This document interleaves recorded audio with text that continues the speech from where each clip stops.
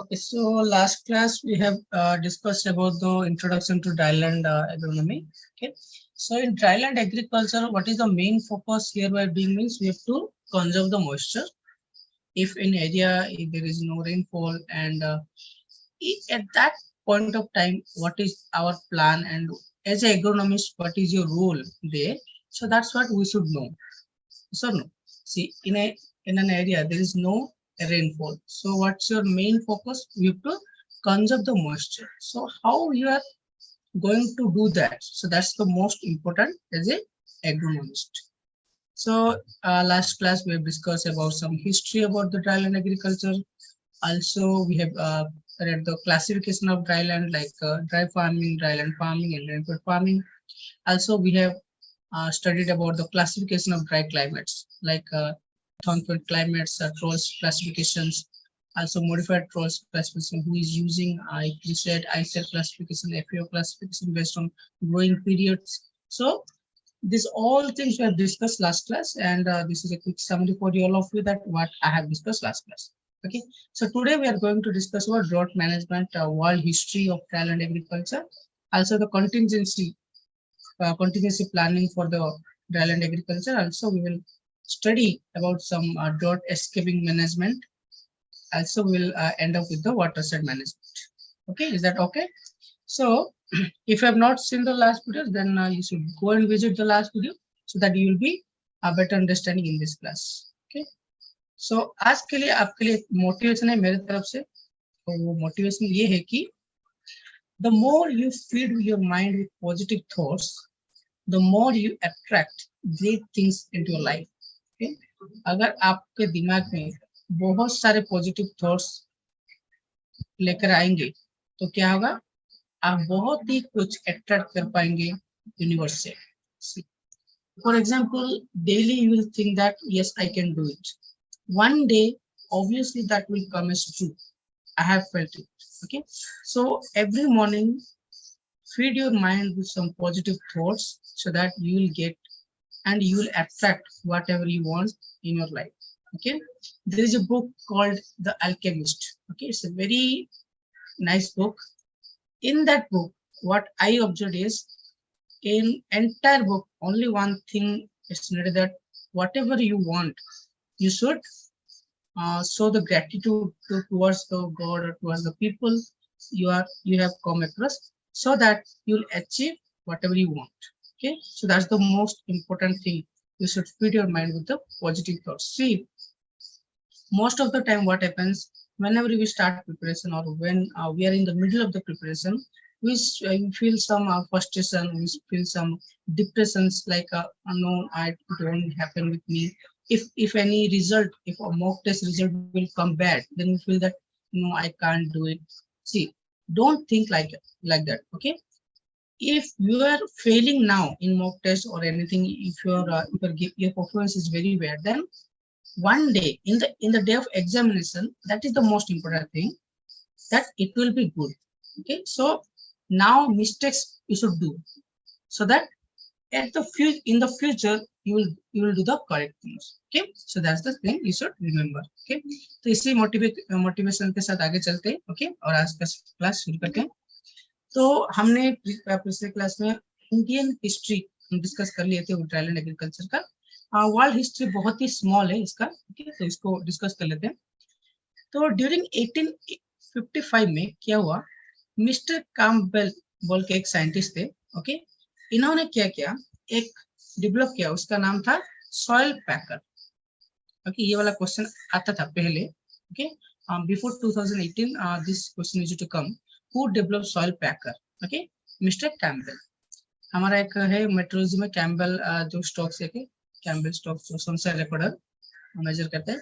तो इन्होंने क्या किया था, सॉइल पैकर डेवलप किया. So what it does, it packs the soil of 40 to 45 cm below the surface and checks movement of water. Means it is conserving the water in an indirect way. So it will pack the soil, and by the result it will move, it will check the movement of water so that there will be water conservation. So it is directly relating to dryland water conservation technique. So by this, a era of dryland has been developed.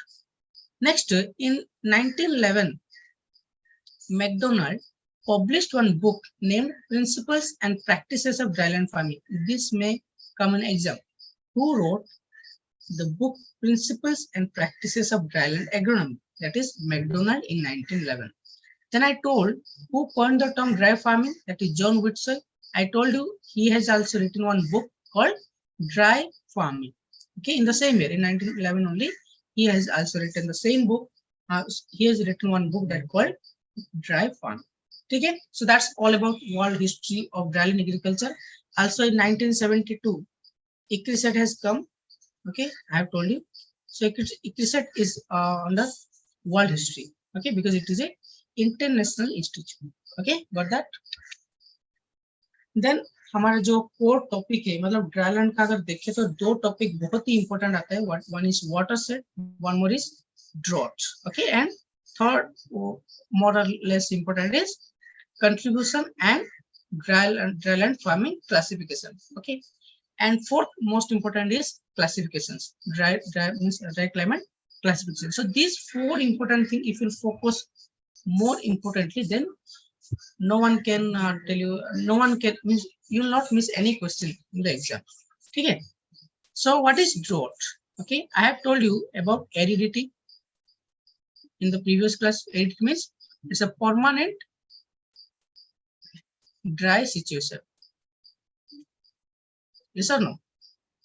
But drought means it is abnormal rainfall or failure of the rainfall in a region. अगर किसी area में rainfall नहीं हो रहा है, मतलब और failure of the rainfall हो रहा है, मतलब बारिश आ रहा है और वो फेल हो जा रहा है, तो उस एरिया में क्या होगा? वाटर स्कार्सिटी देखने को मिलेगा. क्या मिलेगा? वाटर स्कार्सिटी देखने को मिलेगा. तो उसके वजह से क्या होगा? हमारा जो क्रॉप है वो it will not able to fulfill its demand. Okay, it will not able to fulfill its water demand, or we can say ET demand. Okay, जब भी प्लांट का बात है ना, ये दोनों वर्ड आपको याद रखना है, evaporation and transpiration. So ET demand ये फुलफिल नहीं कर पाएगा, उसके वजह से क्या होगा? क्रॉप विल बी अकर, मतलब yield will be highly reduced. Okay, greatly it will be affected. So there is two terms, one is aridity and drought. I have already discussed about the aridity. Okay, it is finished.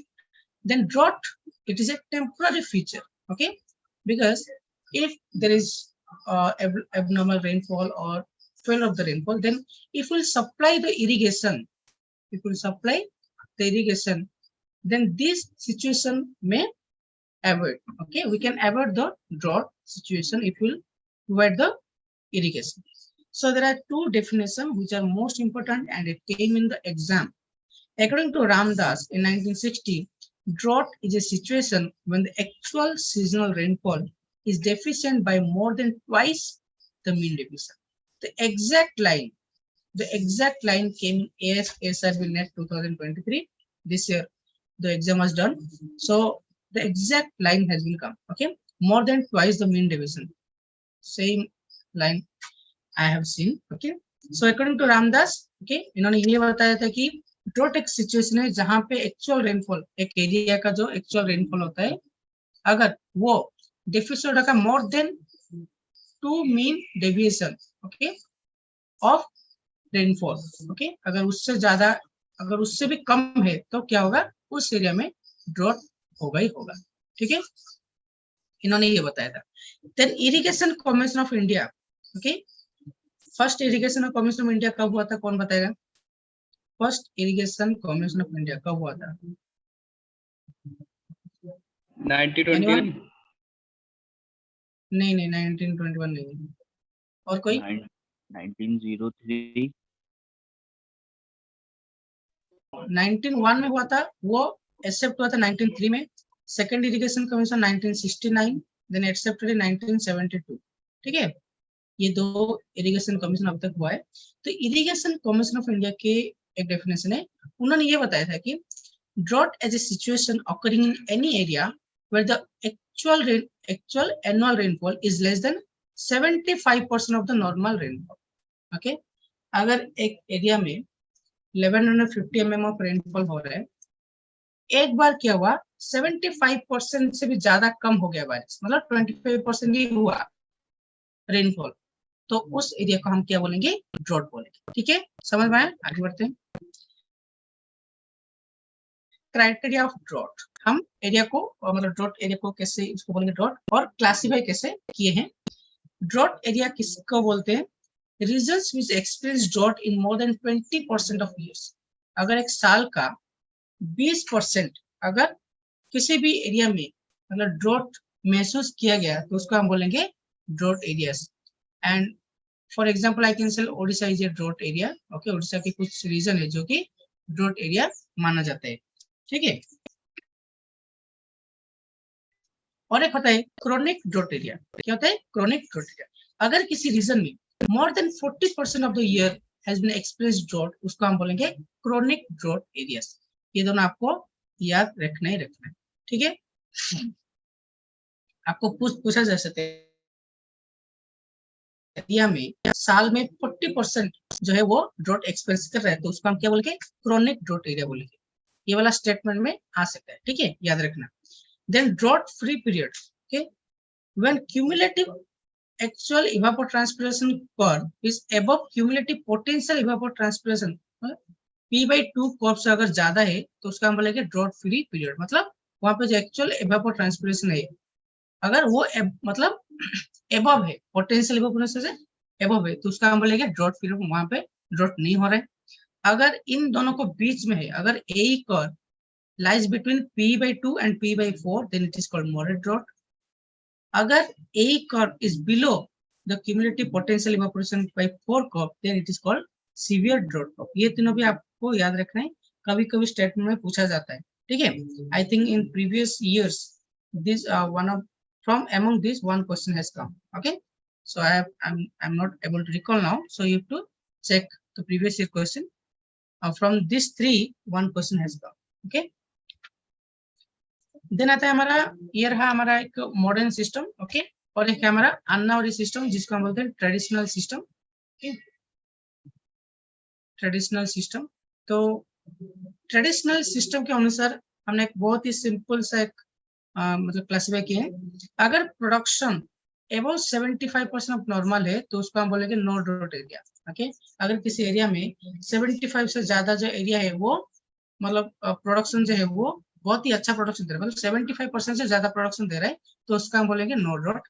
अगर 50 to 75% of the normal है तो moderate drought, 25 to 50% तो severe drought, अगर less than 25% है तो disasters, मतलब उस area में बहुत ही ज्यादा ड्रॉट माना जाता है। अगर राजस्थान का हाल मुझे पता नहीं, अगर कुछ एरिया में अगर I think they are experiencing severe drought. Okay, I am not sure. Okay, अगर कोई है तो राजस्थान से बता सकते हैं अभी।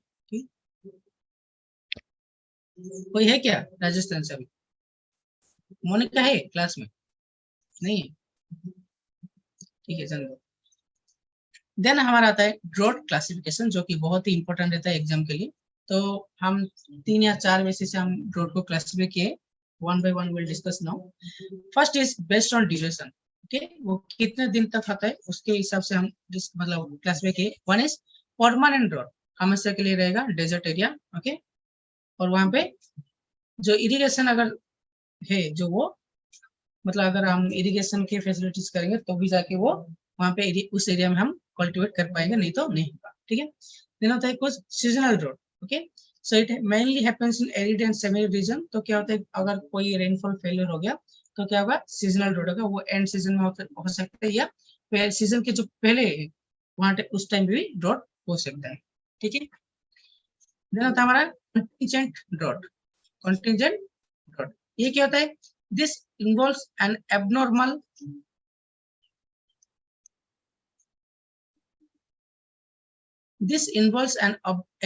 failure of rainfall. It may occur almost anywhere, especially in most part of humid and subhumid climate. अगर एक्चुअली ह्यूमिड एंड सबह्यूमिड एरिया में ड्रॉट नहीं होता है, अगर किसी कारण कुछ कारण अगर रेनफॉल वहां पे नहीं हुआ, बारिश नहीं हुआ, तो उस एरिया में जो ड्रॉट दिखा जाएगा इरेगुलर एंड कुछ ड्रॉट दिखा, तो उसको हम बोलेंगे कंटिजेंट ड्रॉट। ओके, तो ये अनएक्सपेक्टेड और ये ऑकेजनली होता है.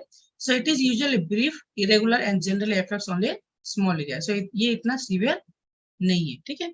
और एक होता है इनविजिबल ड्रॉट. अगर किसी एरिया में बारिश हो रहा है पर इतना बारिश नहीं हो रहा है कि वो इवापोर ट्रांसपिरेशन डिमांड को फुलफिल कर पाए, तो उसको हम बोलेंगे इनविजिबल ड्रॉट. फॉर एग्जांपल एक एरिया में रोज ही बारिश होता है, 1 mm का बारिश होता है रोज, तो 1 mm is not sufficient to fulfil it demand of any crop. Okay.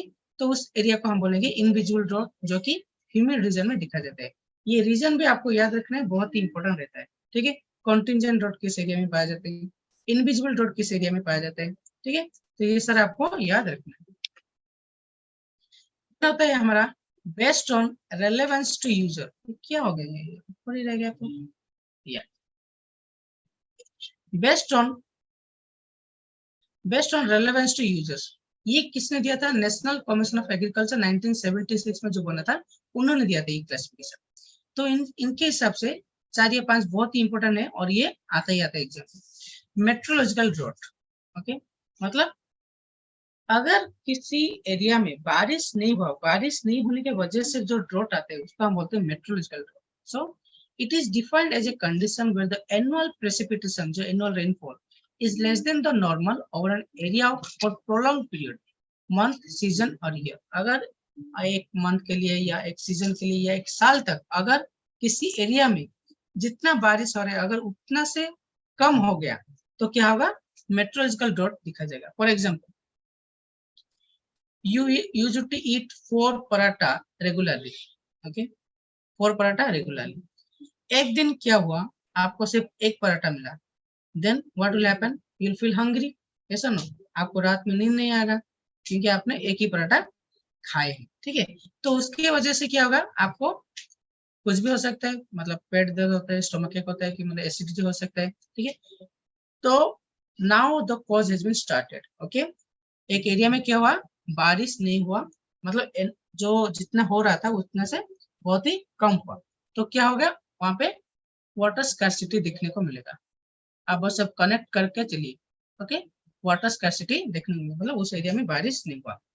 तो उसको आधार करके जो मेट्रोलॉजिकल, उसको हम बोले अगर more than 50% lesser than the normal amount हुआ तो उसको हम बोलेंगे सीवियर ड्रॉट.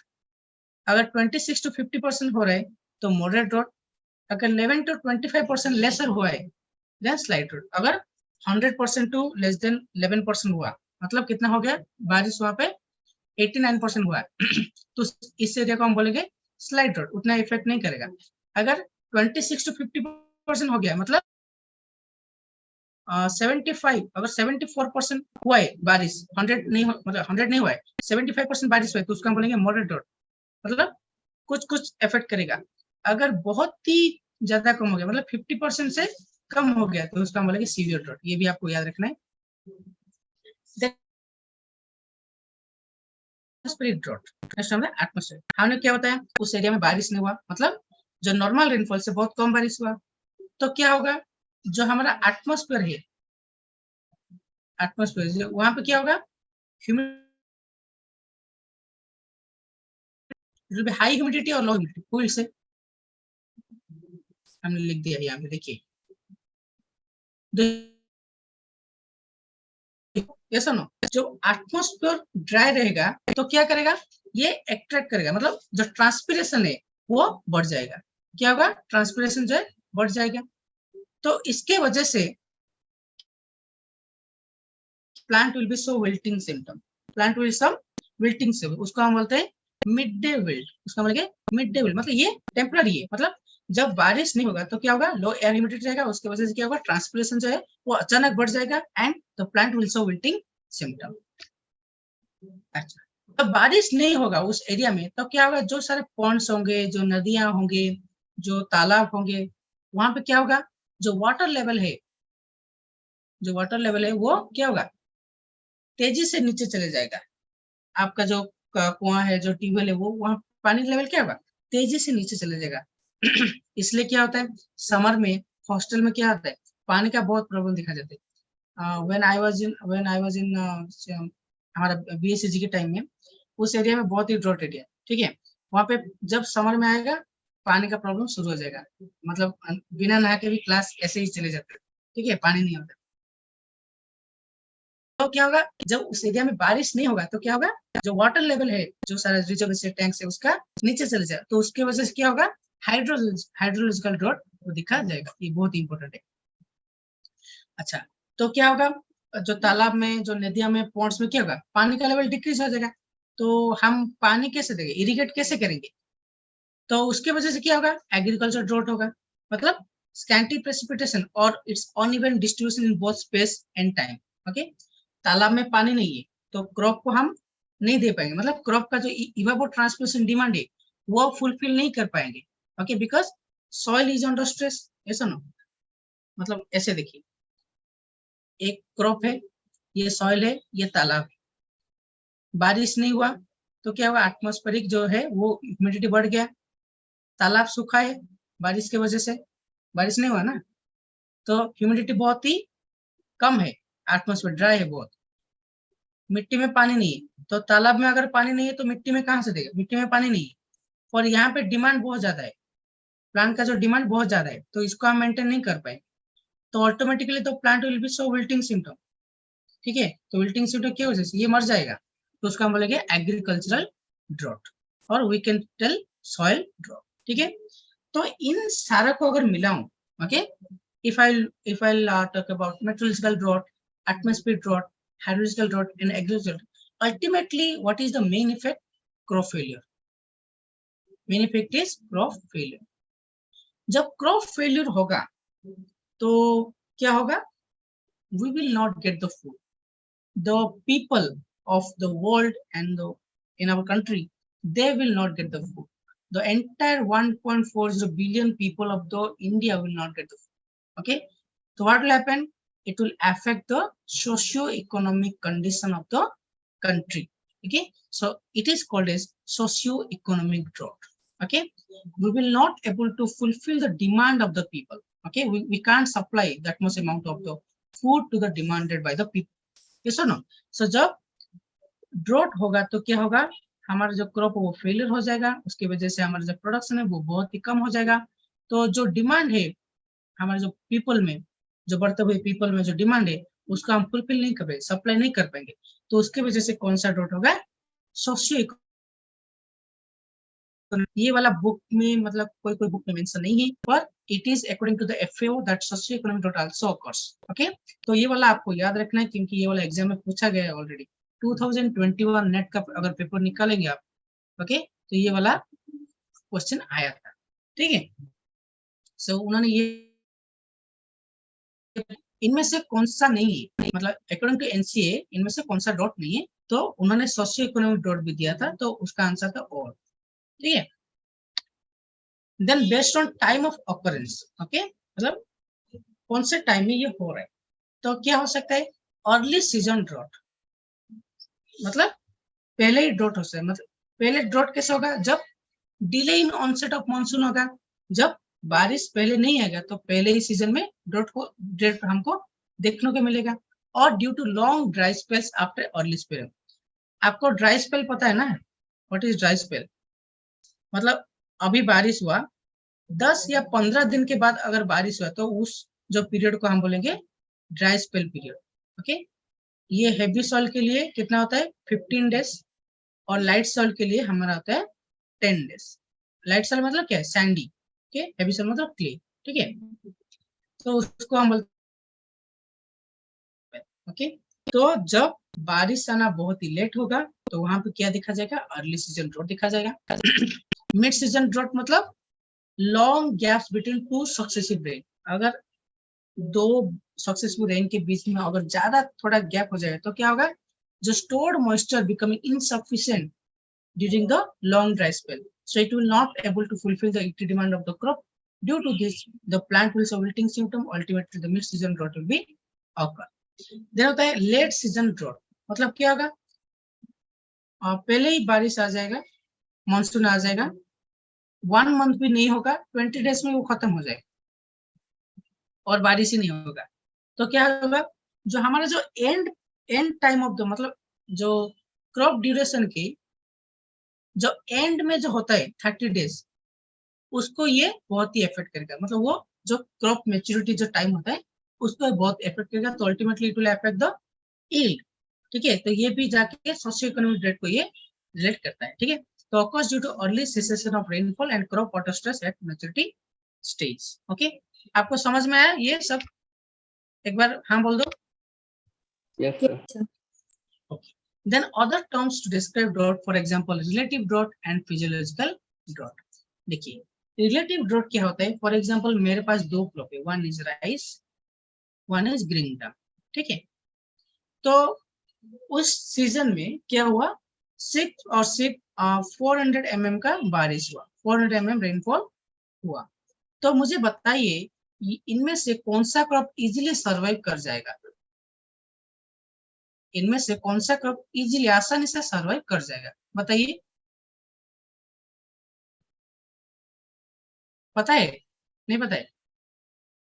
मुझे बताइए 400 mm रेनफॉल से राइस सर्वाइव कर पाएगा? Can rice will sir? Barley, sir.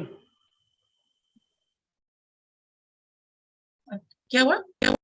Barley. Hello, नहीं, मैं राइस एंड ग्रीन ग्राम के पूछ रहा हूँ।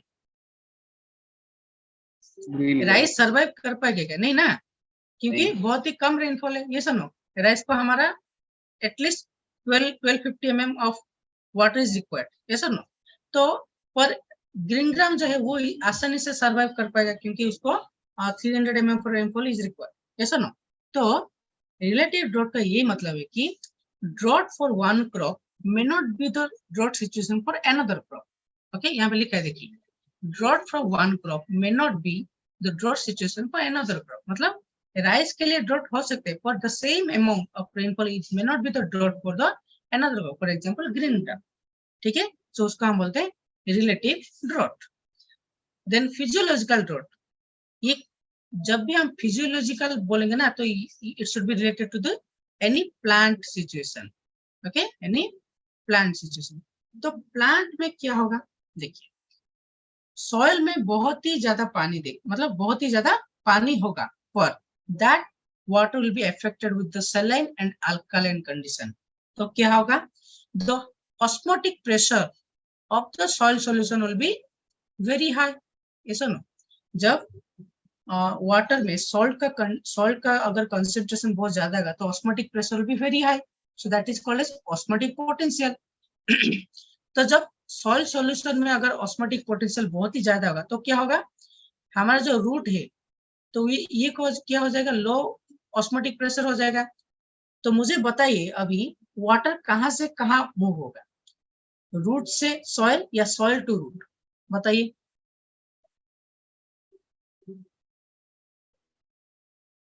बताइए अभी पानी कहां से जाएगा, रूट से जाएगा या सॉइल से आएगा? रूट से जाएगा। Yeah. So the movement of the water will occur from low water potential, low osmotic potential to the high osmotic potential. So due to what will happen, the plant will show wilting symptom. मतलब पानी है पर plant जो है वो water extract नहीं कर पा रहे मिट्टी से, क्योंकि वो जो सॉइल है, जो सॉइल का जो वाटर है वो सैलिन एंड अल्कालाइन इफेक्टेड है, मतलब सॉइल का जो कंसंट्रेशन बहुत ही ज्यादा है, इसलिए ऑस्मोटिक प्रेशर बहुत ही ज्यादा है, इसलिए पानी जो है वो रूट से चला जाएगा और plant ultimately will be die. Okay, so physiological drought is a situation where the crop will be unable to absorb the water from the soil even when water is available in the soil. Osmotic pressure of soil solution. Okay, बहुत ही आसान है। Relative drought मतलब drought for one crop even be the same for other crop. Physiological drought is a situation where crop will unable to extract the water from the soil due to high salt concentration. ठीक है? Then what are the plant adaptation to drought? Okay, दो mechanism है. One is escaping drought. If a plant can if a plant can wish, then it can escape that drought or it will resist that drought. Okay, हर एक gang में अगर हर एक boys gang या girl gang देखा जाए तो for example वहां पे 3 बंदा है, ठीक है, तो अगर इन्होंने किसी के साथ लड़ाई कर लिया तो एक ऐसे होगा जो कि उस सिचुएशन में एस्केप कर जाएगा, मतलब भाग जाएगा उनको देख के, डर के। ओके, और एक और दे जो है वो लड़ेंगे। ओके, वैसे ही ओके ड्रॉट में भी कुछ प्लांट्स है जैसे जो कि वो एस्केप कर जाएंगे, they will be escaping, and कुछ होंगे जो रेजिस्ट करेंगे, लड़ाई करेंगे, ठीक है। तो जो एस्केप कर लेंगे उसको हम बोलेंगे एफिमेरल, जो कि बहुत ही कम दिनों में उनका जो ड्यूरेशन होता है जो वो कंप्लीट कर लेंगे, ओके उनका जो साइकिल है क्रॉप साइकिल है वो कंप्लीट कर लेंगे। और कुछ अर्ली वैरायटीज भी होंगे like 60 days and 90 days, 60 days 90 days नहीं है, 60 डेज में उन्होंने क्या उनको वो क्या करेंगे बहुत ही जल्दी वो क्या करेंगे क्रॉप साइकिल कंप्लीट कर लेंगे, तो उसको हम बोलेंगे एस्केपिंग ड्रॉट, ठीक है उसको हम बोलेंगे एस्केपिंग ड्रॉट। ड्रॉट रेजिस्टेंस के अंदर दो आते हैं, one is drought avoidance means they can avoid the drought और they can tolerate the drought, okay. So how they will avoid the drought? By water saving technique. For example like stomata close, stomata they वो क्या करेंगे stomata close कर लेंगे, या folding of leaves, okay folding of leaves. Green gram में एक देखा जाता है एपी हेलिनास्टिक मूवमेंट देखा जाता है, एक एपी हेलिनास्टिक मूवमेंट है। तो उस टाइम क्या होगा जब मिड डे टाइम आएगा मतलब 12 बजे के टाइम, तो जब मतलब टेम्परेचर बढ़ेगा तो वो क्या करेंगे जो प्लांट है वो direct parallel to the sunlight हो जाएंगे, मतलब ऐसे हो जाएंगे, मतलब ऐसे होंगे हॉरिजॉन्टल होंगे वो पैरेलल हो जाएंगे। तो क्या होगा जो अपॉर्चुनिटी टाइम नहीं मिलेगा, मतलब सरफेस एरिया जो है लीफ का वो बहुत ही कम हो जाएगा, उसकी वजह से जो ट्रांसपिरेशन है वो बहुत ही कम होगा। तो ये एक इनबिल्ट मैकेनिज्म है ग्रीन ग्राम में और ब्लैक ग्राम में, उसको हम बोलते हैं epi helionastic movement, epi helionastic movement, okay ये वाला आपको याद रखना है। फोल्डिंग ऑफ लीव्स कहाँ पे दिखा जाता है? सोरगम, मेज, वहां पे ये दिखा जाता है। सोरगम एंड मेज में वो क्या करेंगे ऐसे होंगे, वो ऐसे हो जाएंगे या ऐसे हो जाएंगे, ठीक है वो फोल्ड हो जाएंगे नीचे नीचे की तरह से, और कोई कोई मतलब ऑपोजिट भी हो जाते हैं, तो वो फोल्डिंग कर लेंगे, तो उसकी वजह से क्या होगा the area of the leaves मतलब the surface area of the leaves will be reduce so that the transpiration will be very will be less. So in that mechanism they will save some water. Then water spender कैसे होगा? by improving the water uptake, okay वो water uptake को improve कर लेंगे। कैसे करेंगे? जब root system बहुत ही high होगा, root growth, okay root growth will be very improving. So by this mechanism they can they will improve the water uptake, okay। so इन दोनों mechanisms के साथ the plant can be avoid the drought, okay। और एक है drought tolerant, मतलब जहां पे 50% of the cell will be die, okay जहां पे मतलब एक इंसान है जो कि आधा मर चुका है फिर भी वो टॉलरेट कर रहा है, वो फिर भी वो लड़ रहा है, okay for example our army people, okay वहां मतलब उनको बहुत सारा मतलब वो इंजर्ड होंगे फिर भी वो लड़ेंगे, okay that is their built, that is the tolerance mechanism, ठीक है।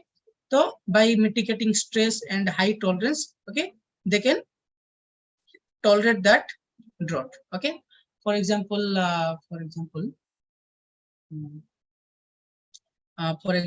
क्या होता है कि याद नहीं आ रहा है, ओके वो सारे के सारे जो है वो टॉलरेंस है। तो ये वाला आपको थोड़ा रेडी आप प्रिफर करना है, ठीक है रेडी बुक प्रिफर कीजिए और ये वाला थोड़ा अच्छे से पढ़िएगा, मतलब इतना इंपॉर्टेंट नहीं है पर ये वाला इंपॉर्टेंट है एफिमेरल एंड एर्ली वैरायटीज जो एस्केपिंग ड्रॉट आता है। तो आपको क्वेश्चन कैसे आएंगे? For example I will tell that the plant में जो वैक्सी लेयर होता है, वैक्सी लेयर होता है और the leaves will be in waxy layer, वो कौन से अंडर आता है, मतलब ड्रॉट रेजिस्टेंस में आता है या ड्रॉट एस्केपिंग ड्रॉट में आता है, या पूछ सकते हैं ड्रॉट अवेयरनेस में आ रहा है या ड्रॉट टॉलरेंस में आ रहा है। तो ये वाला आपको पूछा जाता है, ऐसे स्टेटमेंट बेस्ड आपको पूछा जा सकता है एग्जाम्पल देके, ठीक है। देन हमारा anti transparent, okay to reduce the transpiration.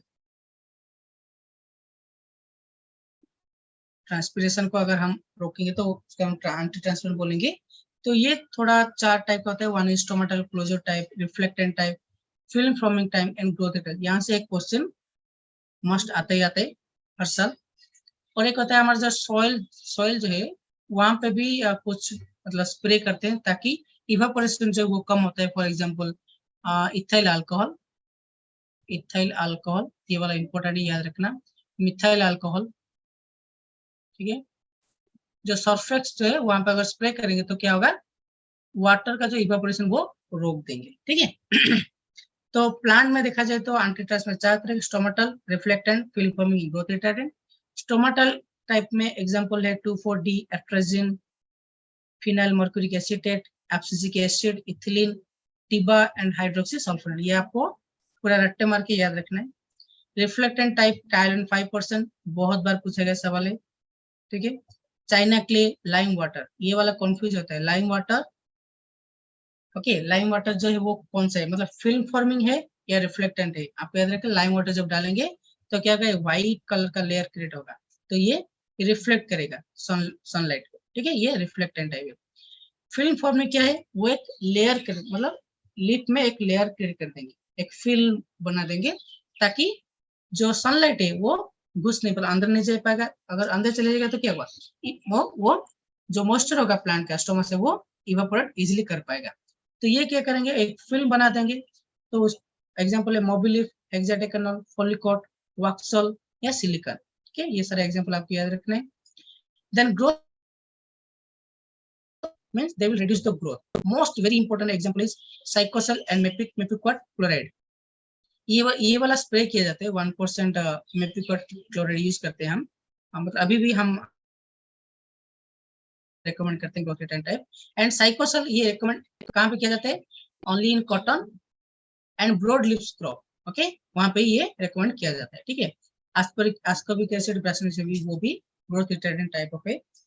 और एक है जो मेलिक हाइड्रोजेट, ओके, ये स्प्रे आई थिंक नहीं किया जाता है, ठीक है। Malic hydrojet I think potato में किया जाए, डी हॉल्मिंग में वो हेल्प करता है, ठीक है। आगे बढ़ते हैं। देन आता है हमारा कॉन्टीजेंट क्रॉप प्लानिंग। मतलब कॉन्टीजेंट क्रॉप प्लानिंग क्या होता है, कौन बताएगा। मतलब एक सिचुएशन है, ओके, तो उसको लेके अगर हम कुछ प्लानिंग कर रहे हैं, ठीक है, उसको लेके अगर हम कुछ प्लानिंग कर रहे हैं तो उसका हम बोलेंगे कॉन्टिजेंट क्रॉप प्लानिंग। मतलब एबिरेशन वेदर प्लानिंग भी हम बोल सकते हैं इसको, एबिरेशन वेदर प्लानिंग, ठीक है। तो फॉर एग्जांपल एक एरिया में ड्रॉट हो रहा है, एक एरिया में ड्रॉट हो रहा है, तो उस ड्रॉट को लेके, मतलब उस ड्रॉट को पैटर्न को समझ के अगर हम क्रॉप प्लानिंग कर रहे हैं, ठीक है, तो उसका हम बोलेंगे कॉन्टिजेंट क्रॉप प्लानिंग। मतलब एक इंश्योरेंस की तरह, एक इंश्योरेंस की तरह काम करता है ये, ठीक है। देन तो कॉन्टिजेंट क्रॉप प्लानिंग है, हमने बताया था सिचुएशन की तरह हम मतलब प्लान करें। अगर किसी एरिया में टाइमली ऑनसेट ऑफ मॉनसून है but followed by prolonged dry period, मतलब मॉनसून हो रहा है, मतलब टाइमली मॉनसून हो गया, पर उसके बाद क्या होगा, ड्राई पीरियड शुरू हो गया, तो उस टाइम हम क्या करेंगे, हम क्या कर सकते हैं, गैप फिलिंग एंड रीसोइंग जा सकते हैं। क्योंकि अगर हम जब बारिश हुआ तो हमने क्या किया, सोइंग चले गए, तो क्या हो गया, अगर उसके बाद ड्राई पीरियड आ जाएगा तो क्या होगा, जर्मिनेशन जो है वो इफेक्ट करेगा, जो अभी ओडिशा का सिचुएशन है। मतलब जब बारिश हुआ अभी 19 से थोड़ा बारिश हुआ, तो फार्मर्स क्या किए, वो सीड्स सोइंग कर दी, तो अभी बारिश नहीं है, तो उसके वजह से क्या हो गया, जर्मिनेशन जो वो बहुत ही इफेक्ट कर गया, तो वो क्या करेंगे, रीसोइंग जाएंगे। अगर मतलब जर्मिनेट हो गया तो क्या करेंगे, गैप फिलिंग करेंगे, ओके, जो जिस जगह में जर्मिनेट नहीं हुआ है तो वहां पे लेके गैप फिलिंग करेंगे। रोटेनिंग जा सकते हैं, क्योंकि to conserve the moisture. Thinning करेंगे, अगर ज्यादा पॉपुलेशन है, तो अगर बारिश नहीं है तो हमको पॉपुलेशन थोड़ा कम करना पड़ेगा, ठीक है। एक घर में अगर 10 मेंबर है, ठीक है, रोज ही 1 किलो आटा आता है तो हो जाता है, ठीक है। अगर एक वक्त आया तो क्या हुआ, 500 ग्राम आटा ही आया, तो क्या होगा, इनसफिशियंट होगा, तो उसको हम इसके लिए जो गेस्ट आए उनको हम भेजना पड़ेगा, तुम जाओ भाई अभी जाओ, ओके, हम 5 लगे रहेंगे, अच्छे से खाएंगे, ठीक है। ऐसे करना पड़ेगा, थिनिंग करना पड़ेगा। देन इंटर कल्टिवेशन करना पड़ेगा, for example dust mulch, okay, dust mulch, जो ये क्रॉप है, ये क्रॉप है, ये जो बीच का लाइन है वहां पे उसको लूज कर देंगे, तो क्या होगा, सॉइल पैक हो जाएगा। Soil packer develop by Campbell, okay, ये भी आपको याद रखना है, ठीक है। तो ये क्या करेगा, सॉइल को पैक कर देगा, ये एक डस्ट मल्च की तरह काम करेगा। देन टॉप ड्रेसिंग, फर्टिलाइजर को टॉप ड्रेसिंग में डालेंगे। हार्वेस्टिंग फॉर फॉडर, ओके, अगर फॉडर क्रॉप है तो वो उसको हार्वेस्ट कर लेंगे। मल्चिंग प्रैक्टिस करेंगे, सैंड मल्च, डस्ट मल्च, ये सारा मल्चिंग प्रैक्टिस करेंगे। सप्लीमेंटल इरिगेशन, अगर कुछ इरिगेशन है तो उसका हम सप्लाई करेंगे। Land weed free condition, weed जो है वो बहुत ही पानी लेता है, इसके लिए हम हमारा जो लैंड है उसको हम वीड फ्री रखना पड़ेगा।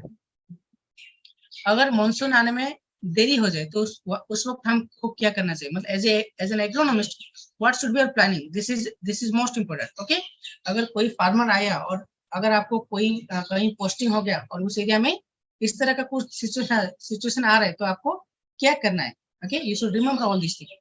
अगर डिलेड ऑनसेट ऑफ मानसून हुआ तो क्या करेंगे, selection of the right species depending on the rainfall onset, मतलब वहां पे हम शॉर्ट ड्यूरेशन वैरायटी जा सकते हैं, ऐसा ना, तो selection of the right variety, आपको राइट वैरायटी चूज करना चाहिए, मतलब drought resistance drought tolerant variety आप जाएंगे। सोइंग इन ड्राई कंडीशन में ही हमको सोइंग कर देना है, क्योंकि डिलेड ऑफ मानसून है, मानसून आएगा बाद में, तो हम ड्राई कंडीशन में सोइंग कर देंगे ताकि जब बारिश होगा वो जर्मिनेट होगा। Then seedling raise for transplanting, तो क्या करेंगे जब मानसून नहीं आएगा तो क्या करेंगे, हम ट्रांसप्लांटिंग चले जाएंगे। ये कहाँ पे होता है, मेज में होता है मोस्टली, मेज एंड sorghum में। तो क्या करेंगे जब बारिश नहीं होगा तो क्या करेंगे, वो ट्रांसप्लांट मतलब सीडलिंग रेजिंग कर देंगे, तो वो उस वक्त क्या होगा, वो टाइम सेव हो जाएगा, जब बारिश होगा वो सोइंग के लिए जाएंगे। ठीक है। हायर प्लांट पॉपुलेशन, हमको पता है कि बारिश नहीं आ रहे तो क्या करेंगे, हायर प्लांट पॉपुलेशन चले जाएंगे, तो कुछ तो मिलेगा ना, ये सुनो, मतलब 100 में at least 75% will get from that yield। ठीक है। Then adjusting the planting pattern, okay, planting pattern को आपको एडजस्ट करना है, किस तरह का आप लगाएंगे ताकि आपको बहुत ही ज्यादा yield मिलेगा। ठीक है। Then early withdrawal of monsoon, अगर मानसून बहुत ही जल्दी चला गया तो क्या करेंगे, थिनिंग करेंगे।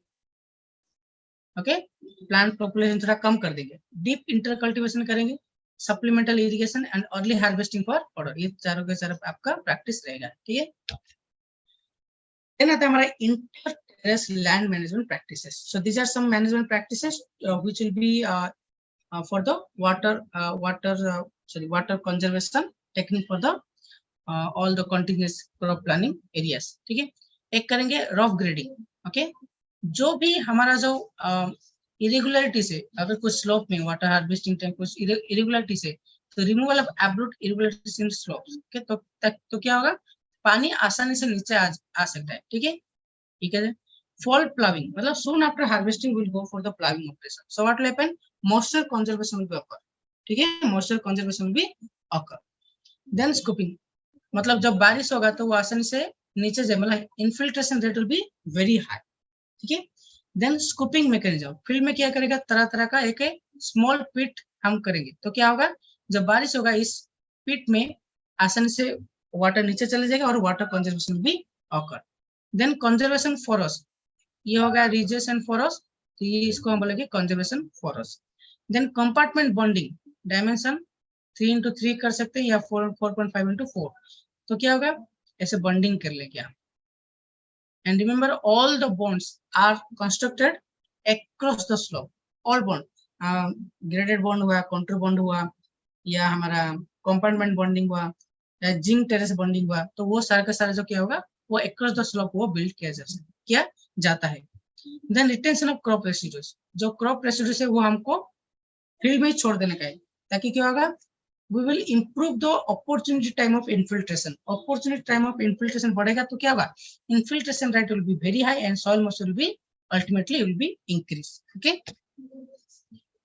Then broadbed and furrow system, इसको किसने दिया था, 21 ने दिया था, बहुत बार आया एग्जाम में, और ये किस सॉइल में मतलब इंपॉर्टेंट है, वर्टी सॉइल में। वाई, वर्टी सॉइल में क्या होता है, बारिश के टाइम जब मानसून आएगा तो क्या होता है कि मतलब और वो जो सॉइल है वो स्वेलिंग एंड श्रिंकेज होता है, तो प्लाविंग ऑपरेशन एंड जो हमारा जो बुलक है वो नहीं जा पाएगा, ट्रैक्टर भी नहीं जा पाता है।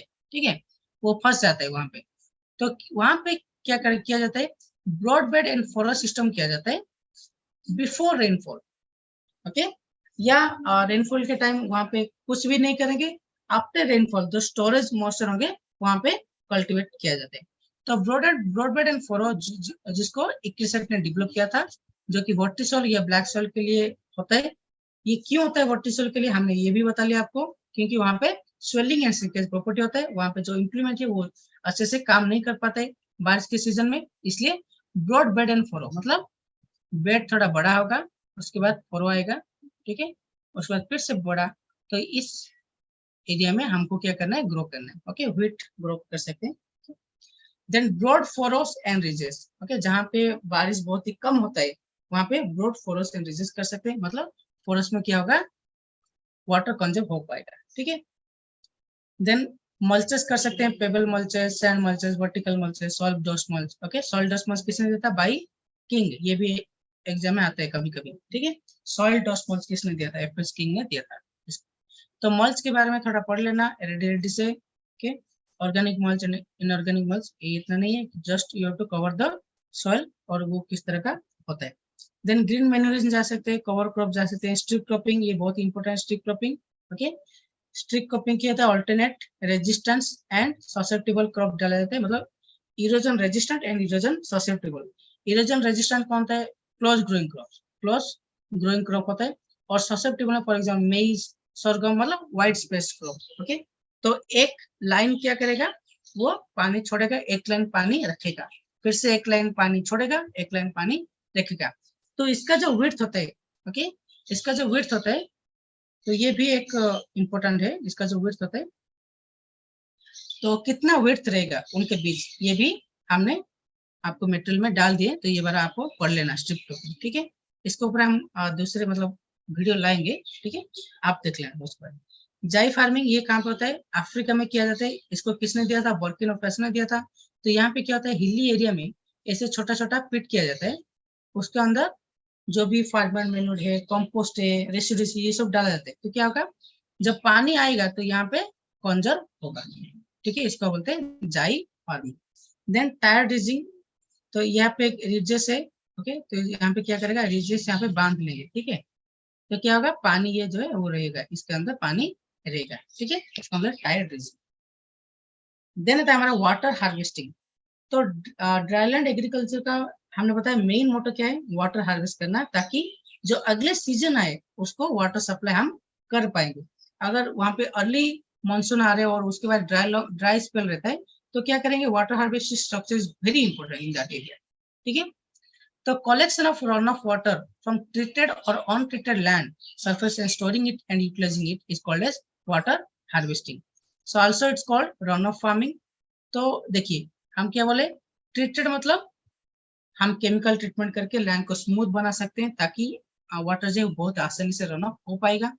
अनट्रीटेड लैंड मतलब ऐसे ही नेचुरल, और एक होता है लैंड अल्टरेशन, मतलब वहां पे जो एब्रूट होता है, मतलब अगर पत्थर है या कुछ पेड़ वगैरह है, तो उसको हम क्लीन करके उस एरिया को बहुत ही स्मूथ बना लेंगे, ताकि वाटर जो वो बहुत ही आसानी से नीचे आ पाएगा, और वो एक पॉन्ड में या कहीं पे वाटर हम स्टोर कर सकते हैं, ठीक, उसको हम बोलेंगे water harvesting. Then method of water harvesting arid regions, मतलब अगर किस एरिया, अगर वो एरिया एरिड रीजन है, तो किस तरह का वाटर हार्वेस्टिंग स्ट्रक्चर किया जाता है। एक होता है फ्लड वाटर फार्मिंग, अगर किस एरिया में फ्लड हो गया तो उसको बारिश मतलब बहुत ही ज्यादा बारिश हो गया अचानक, तो उसको हम रख सकते हैं स्टोर करके। माइक्रो कैचमेंट कर सकते हैं, छोटा छोटा बॉन्ड करके हम वाटर रख सकते हैं। Then traditional water harvesting like tanka, nadi and खादिन, ठीक है। टोंको क्या होता है, एक बिलो ग्राउंड स्ट्रक्चर होता है जहाँ पे पानी रहता है, ओके। और नदी तो आपको पता है, ओके, क्या होता है ये एक लाइक रन अप टाइप होता है, मतलब अगर फील्ड में है, ये सारा का सारा जो फील्ड है, एक बीच में एक होता है पॉन्ड की जैसे होता है, जहाँ पे वो वाटर आके स्टोर होके रहता है, ठीक है। अगर आपको ज्यादा डिटेल चाहिए तो यहाँ पे हमने लिंक दिया है, तो ये जाके थोड़ा पढ़िएगा इसके बारे में। और ये जो सारा का सारा ट्रेडिशनल स्ट्रक्चर है, आई थिंक बहुत ज्यादा ये राजस्थान के बीकानेर एरिया में बहुत ज्यादा पाया जाता है, ठीक है। तो वहां पे अभी तक ये सारा का स्ट्रक्चर बहुत ही मतलब अवेलेबल है, अगर आपको चाहिए तो आप जाके एक्सप्लोर कर सकते हैं, ठीक है, मुझे भी बुलाना, हम भी आएंगे, ठीक है। और इन सेमी एरिड रीजन में dug wells and tanks and farm ponds ये प्रैक्टिस किया जाता है, ठीक है, ये वाला आपके लिए इंपॉर्टेंट रहेगा थोड़ा, ओके, आप ये थोड़ा देख लेना। देना था हमारा water set management, okay, water set management, और कौन सा वाटर सेट किस एरिया में है, ये थोड़ा आपके लिए बहुत ही इंपॉर्टेंट है, ओके। तो what is water set management? It is a geohydrological unit draining to a common point by a system of drains, okay। ये एक geohydrological unit है जो जो कि एक कॉमन पॉइंट है, ओके, जिसका एक कॉमन पॉइंट है, ये वाला कॉमन पॉइंट है, और ये ड्रेनेज वाटर को एक ही एरिया में ये स्टोर करके रखता है। For example I will tell, एक हिल एरिया है, ये भी एक हिल एरिया है,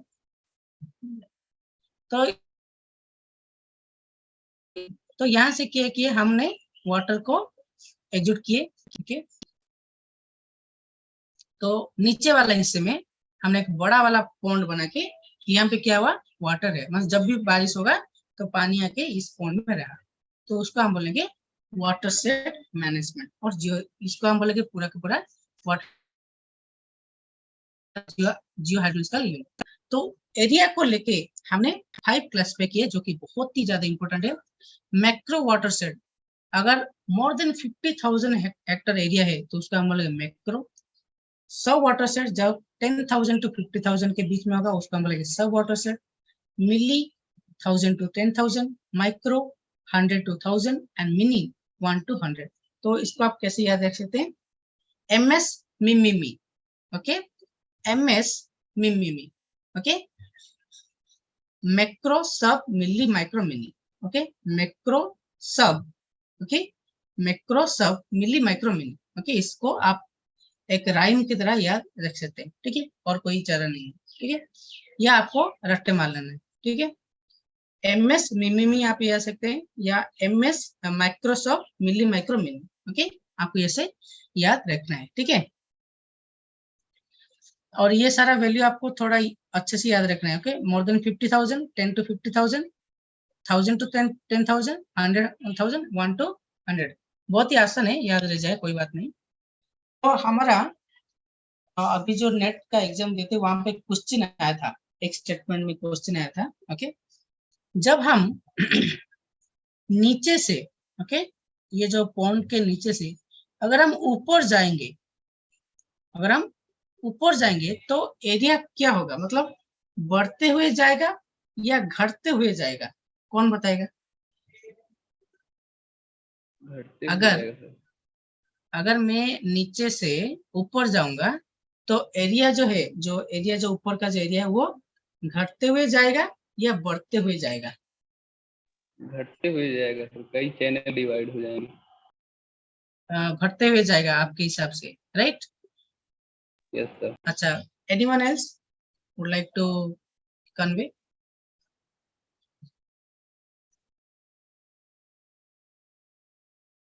no one, any idea, no idea, okay, हम बता रहे हैं, ओके। वाटर शेड में दो बहुत ही मतलब 3 चीज होता है, one is catchment area, run of area, और एक होता है स्टोरेज एरिया, और यहाँ से कॉमांड एरिया जिसको हम बोलते हैं कॉमांड, जहाँ पे पानी यहाँ से इरिगेट किया जाता है, ठीक है। तो कॉमांड एरिया से हम जाएंगे ऊपर की तरह, ओके। तो अगर कैचमेंट एरिया स्मॉल है तो क्या होगा, बारिश जो है बहुत ही स्पीड में गिर रहा है तो क्या होगा, catchment area it can be broken, it can be break. तो अभी आपको बताने, अगर कैचमेंट एरिया हम स्मॉल कर देंगे तो क्या होगा, बाढ़ आ सकता है। तो हमको कैचमेंट एरिया बड़ा करना है या छोटा करना है, अभी बताइए।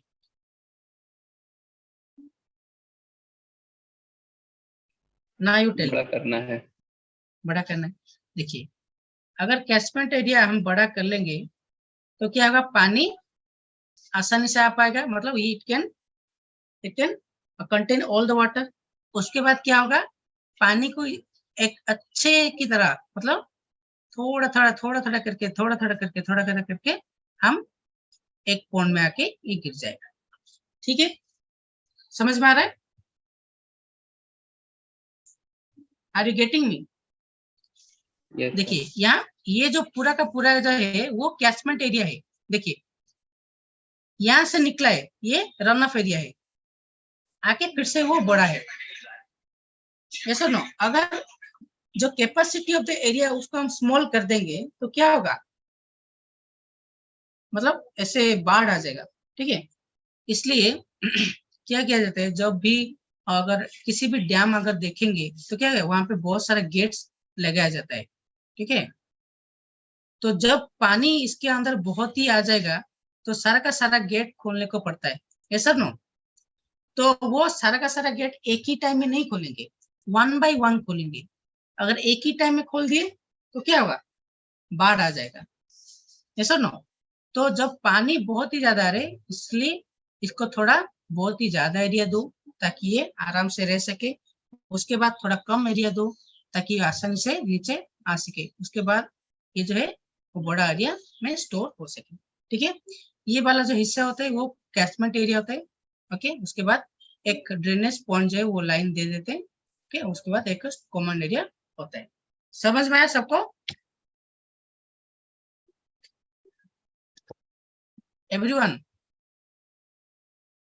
Yes sir. ओके, तो इस क्लास में हमने फिनिश कर दिए हमारा जो इम्पोर्टेंट हिस्सा था, ओके? जो ड्राई लैंड वो फिनिश हो गया dry land.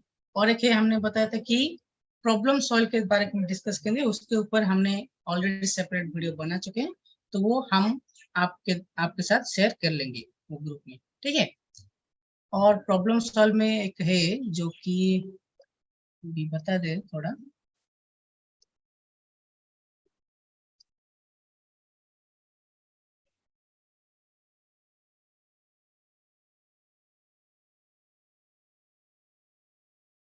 Okay, problem solve में एक है जो कि वहाँ पे इंक्लूड नहीं है, वाटर लॉक्ड एरिया होता है, ठीक है? वाटर लॉक्ड एरिया होते हैं, तो वहां पे क्या होता है, वाटर ऑक्सीजन जो है वो डिप्लीट होने लगेगा, ऑक्सीजन जो है वो डिप्लीट होने लगेगा, ठीक है? जब ऑक्सीजन डिप्लीट होने लगेगा तो क्या होगा, जो नाइट्रोजन है, जो नाइट्रोजन है वो क्या करेगा, वो डीनाइट्रिफिकेशन में जाएगा। क्या होगा, डीनाइट्रिफिकेशन में जाएगा, मतलब N will undergo redox condition, ठीक है? एन N2 गैस ऊपर चले जाएगा, लॉस हो जाएगा। देन क्या होगा, मैंगनीज जो है, मैंगनीज, ओके? तो ये शुरू होगा आई थिंक 600 EH, ओके? ये होगा 500 to 400 EH। मैंगनीज जो है वो क्या होगा, मैंगनीज टू मैंगनस बन जाएगा, ओके? मैंगनीज टू मैंगनस बन जाएगा, Mn2+, जो कि बहुत ही ज्यादा अवेलेबल होगा, ठीक है? और ये भी 500 to 400 EH में होगा। तो पोटेंशियल का यूनिट है EH, ओके? देन क्या होगा, आयरन भी रिड्यूस होगा, ओके? फेरिक टू फेरस होगा, ठीक है? फेरिक टू फेरस होगा।